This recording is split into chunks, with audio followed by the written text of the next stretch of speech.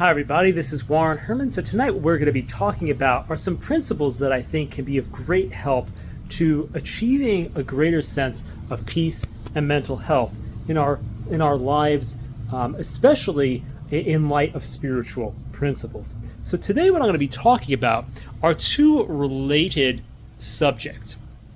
And we're going to begin by posing a problem that is found in how we are to find freedom from thoughts that bother us.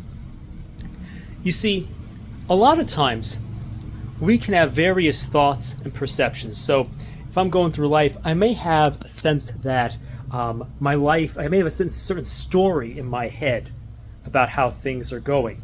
Or I might have certain thoughts or impulses or feelings that are coming in that are disturbing me. And these things are, in a way, we can see them in a way as exterior to ourselves. And if we can get a perspective that enables us to look at these thoughts and say, oh, look, I notice my thought. I'm different from my thought. Oh, my thought's just kind of like an idea. And oh, wow, I'm free from that. That's an experience that can be very liberating. This, in fact, is the experience that's at the heart of many non-Catholic spiritualities. This type of experience is in many ways associated with freedom from what's called the ego or the false self. This freedom from these ideas that bring us down, that there's this false burden about the life story that distracts us from clarity about our life. Now, this type of insight, this type of freedom can have benefits because, let's say we're caught in different anxious thoughts or different interpretations. We can find a kind of liberation and understanding that we are not merely defined by some repetitive thoughts that we've had in our head that keep us stuck. We can find a sense of freshness and clarity in our lives. But here's the question, is there a downside? Now, I think in many ways there can be a very real and dangerous downside to this. Because if we have this sense that we have achieved a freedom from our sense of limited selfhood, we very easily begin to inhabit that territory of spirituality that we find in different forms of Eastern and New Age meditation. And there is a real liberation here, but there's also an error, because what happens when we experience this liberation, we begin to believe that we've discovered that we are not what we've done, we are not what we thought, we are not any of these thoughts that are in our heads, and we are the awareness, and we are free, but we begin to believe that there's this true self that is silence, that is perfect, and that is God. And this makes us forget that it makes us have an illusion about ourselves that we are divine, and it makes us get caught essentially in the machinery of the soul, and then enables us to have a delusion about that we already are God. And it makes us give up on the spiritual life and the real essence of the spiritual life. And so we need to really understand, because here's the thing. When you're going through life and you're having these type of reactions, let's say you're thinking, oh, like, I'm stuck in this and I'm having this problem and I don't know how, like, if we can get freedom from that, that's really good. But the problem is if we get stuck at, oh, I'm free from that, but now I think that I'm nothing and I have no content and I'm one with everything and I'm God, then we've gotten stuck somewhere because we got stuck in the soul without beginning to pray. And so how do we come to understand this, and how as Catholics can we harness these principles for the benefit of the mental health of people without falling into any kind of error? Now, the good thing about this is that we have examples in both the East and the West, in the Church, in the history of the Church, in the Eastern Orthodox or the Eastern Catholic churches. In that heritage of spirituality, we have some insights there which are going to help us understand these experiences and how we can apply these to mental health. And we also have, in the Western tradition, we have the book called The Cloud of Unknowing. And together, these two different things are going to show us how we can find freedom. And I think what I might do is, after I explain this, I may also link this into a very practical issue. And so we could see some maybe how this maybe some other ways that this links to some practical issues in our personal lives as well. But the main thing I want you to hear here is, how do we get free from this burdensome sense of self, this burdensome sense of who I am, this ego? How do as a Christian find freedom from the sense of who they are, this limited sense of self, without falling into any heresy, and without falling into spiritual error, not just merely as heresy as an abstraction? Oh, I shouldn't do it because it's not Catholic. No, like, how do we do what's correct and accurate and real? Here's the deal. So we're going to think about this, first of all, from the Eastern Catholic perspective, the traditions of Russia and Greece and those kind of places. In those places, they speak about the tradition of prayer, in which there's the repetition of the Jesus prayer.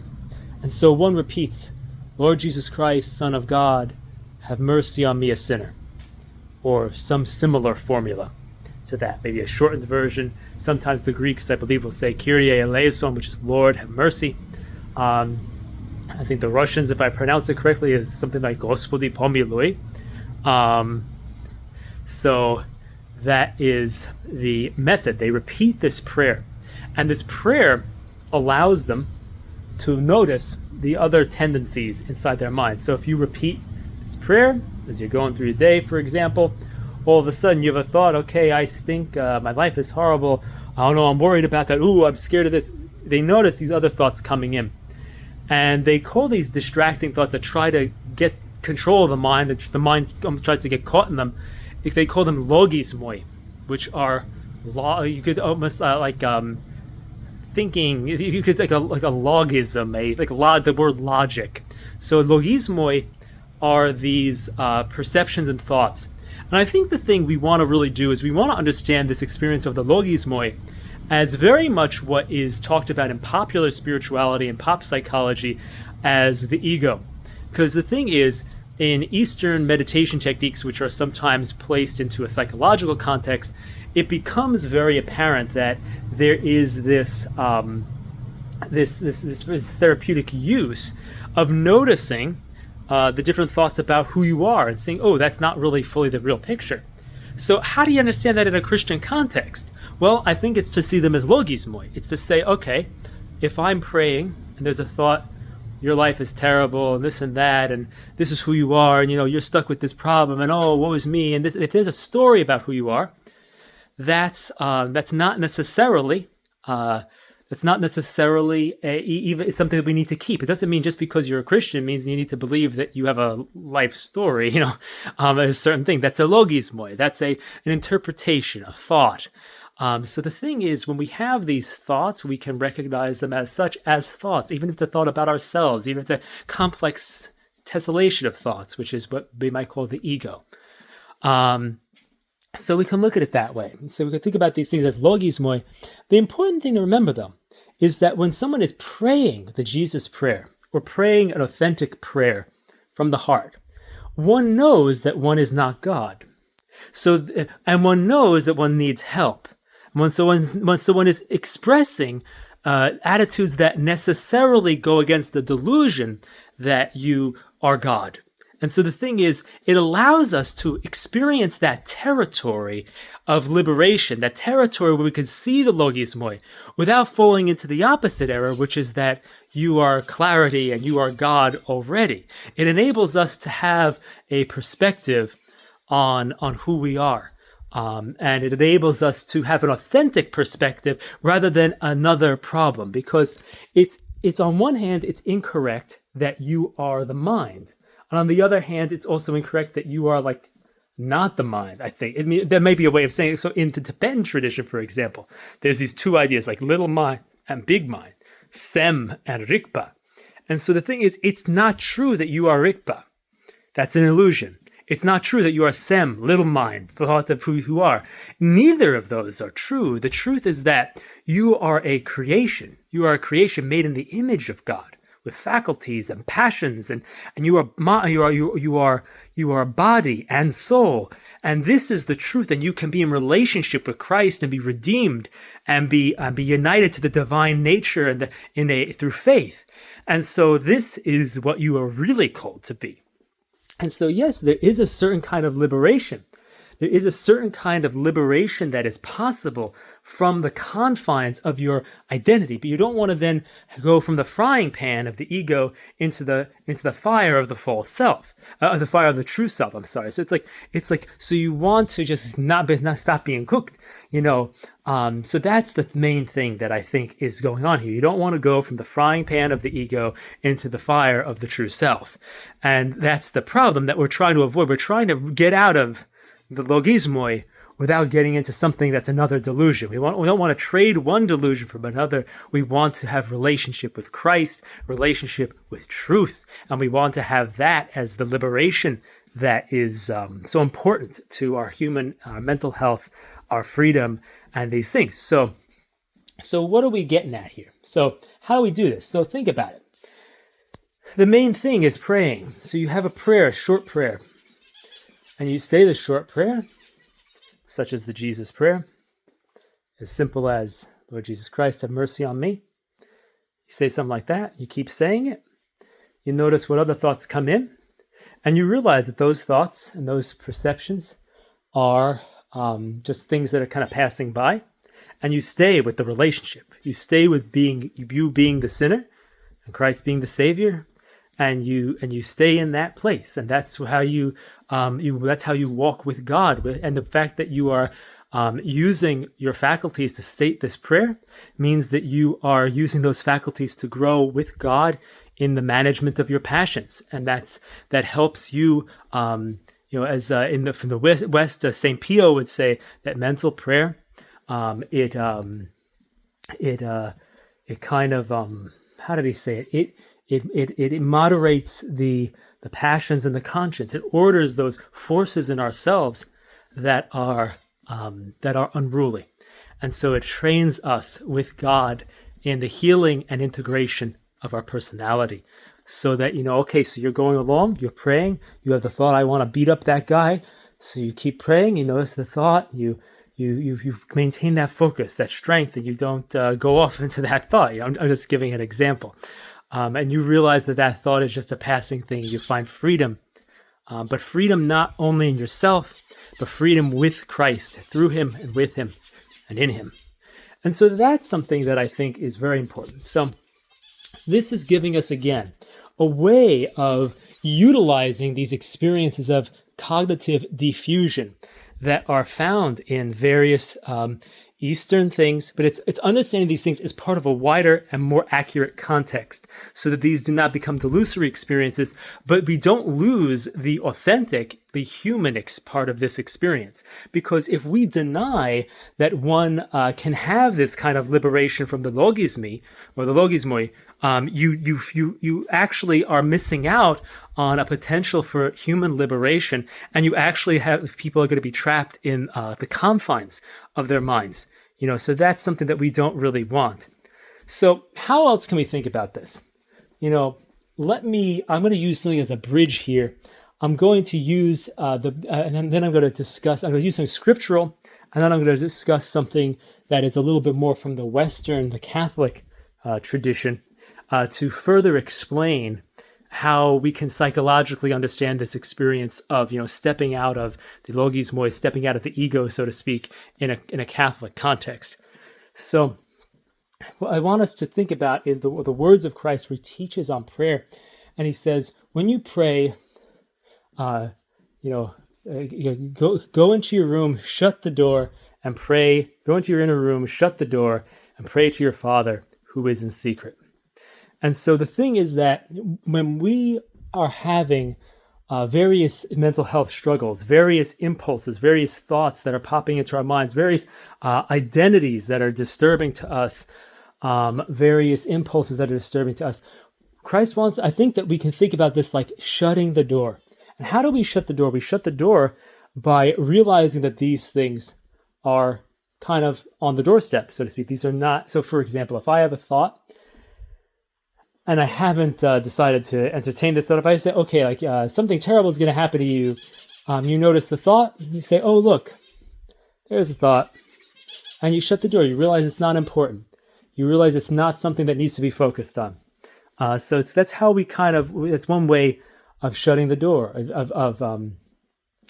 of realizing that the various passing thoughts, or even because we go in the inner room, we don't think about it like this. It's not about being on the street, your public identity. We could say, okay, hey, that's the outside me, so you could shut the door and forget about who you are in the world, forget about those things for a while. We'll talk more about that in a second, but and then you go into your inner room. You go into your inner room. That means you're going to pray. You pray to your Father who's in secret. Your Father is not something that you don't always experience God, so to speak, but by faith you act on God, and then there's a way in which somebody once said you get quasi-experiential knowledge. You get God consoles you. You gain a knowledge of Him through different means, but that there's this sense in which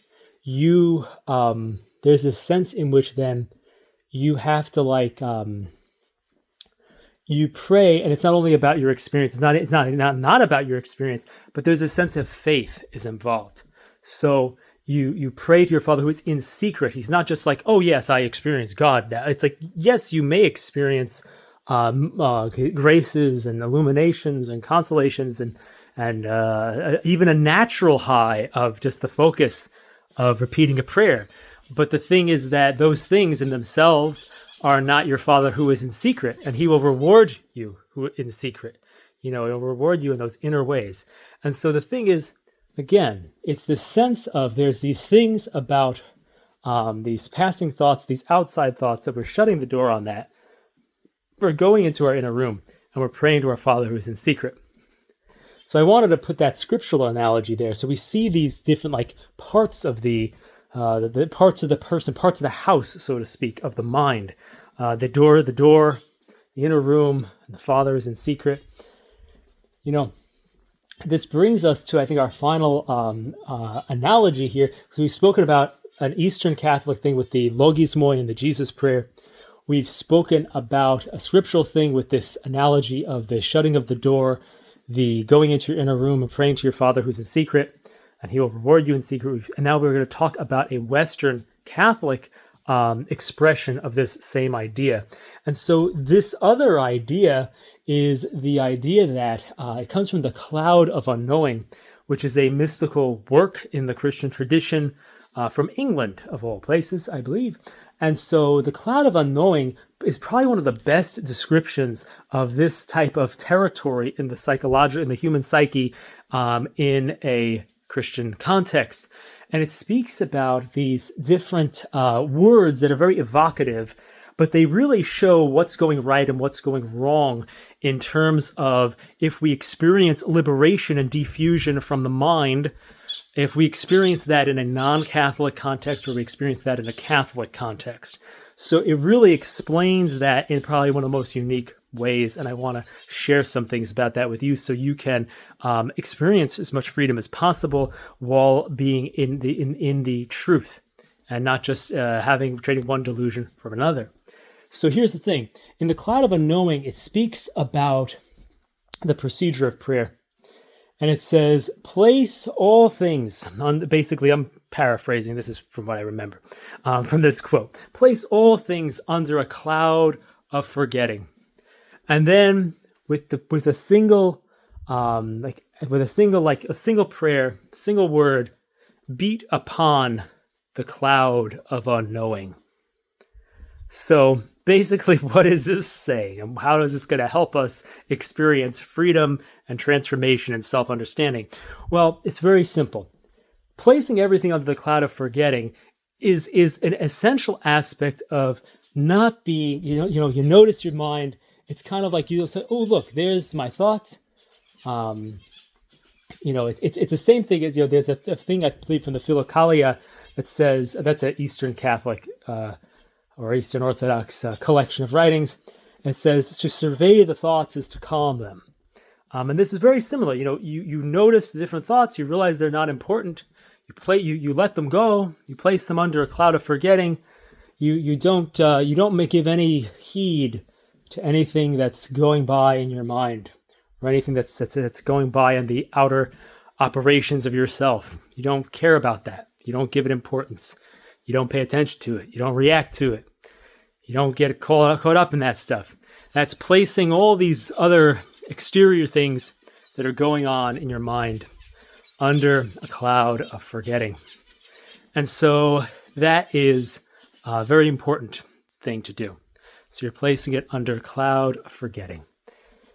So there is this very important thing of, so you have certain worries, you have certain ways you think about yourself. You're going through life and you think, oh, my life is difficult in this way. You realize that that's just a mental construct about your life, and you can forget about it. And you can experience this kind of freedom and rush of liberation from it, because you know it's not true. It's not who you really are. Now, the beautiful thing about this is that it speaks about this cloud of forgetting. The problem is when we simply stop there in that joy of realizing that, oh, I can have this relief from my exterior life. The problem is we make the cloud of forgetting into a cloud of remembering. And that's the experience of Eastern meditation. So that's where it becomes, the cloud of forgetting becomes a cloud of false remembering. It becomes, oh, I've forgotten about, I've let go of my false self, my ego, but oh, I remember my true self. No, that's the delusion. That's the place where we're getting stuck, because we're camping out in that freedom. We're camping out in the first freedom, and we're making it making of it an idol. We're making of it a delusory, an optical illusion of consciousness, that we are making our own soul into an idol, which we then spend the spiritual life worshiping, rather than moving forward into a deeper integration of ourselves and humility and love for Christ, and we're missing out on the entire actual spiritual life. This is why people like Elder Sophrony of Essex spoke about the dangers of getting caught in what he called the created light of the mind. And so this is what he would say. He said, if you get caught like in this thing, it's even more of a barrier to than just sin, because the thing is, if you're a sinner, you know you're not God. But if you get caught in the created light, you're going to think that your mind is completely clear and it is God, until you won't repent, and then you're in a very dangerous spiritual territory. So this is, again, I know I'm bopping around into different spiritual traditions here in the Orthodox or the Catholic, but it's the same description here of this territory in which we make this mistake of, and it's not, I think it would be fair to say, I'm using these technical terms in probably a loose way. It'd be fair to say that it's good to have that created light of the mind, to be aware of the thoughts, to have what the Orthodox speak about as nepsis, or the alertness, watchfulness. They speak watchfulness purifies prayer, prayer purifies watchfulness. There's this necessity of being able to put things under the cloud of forgetting. That ability to say, okay, that stuff is down there. That stuff's not important. And the thing that's important is my relationship with Christ. The thing that's important is my prayer. And that's why the cloud of unknowing says, you put everything. That's why the cloud of unknowing book says, put everything under a cloud of forgetting. And then with that one pointed prayer, knock on the cloud of unknowing. And what it means by that is that, our inner life, our life of prayer, is directed, again, just like Jesus taught, toward our Father who is in secret. Toward our Father who is in secret. And so when we are living that way, when we are living in that place of that, there is this real way in which there is, so there's this real way in which, you're aiming to, your spiritual life is now directed toward the authentic object of the spiritual life. You're not anymore getting caught in any fixations. You're not saying, okay, I'm stuck. It's not like, okay, I'm stuck in the world, or I've made the cloud of forgetting of the world into a cloud of remembering, and now I'm stuck there in the true self, so to speak. It's not like I left the false self, now I'm stuck in the true self, and I haven't even realized that there's a God. Nah, don't want to do that. What you want to do is you want to essentially, you want to realize, okay, realize those thoughts his concerns, his feelings, all that is not important.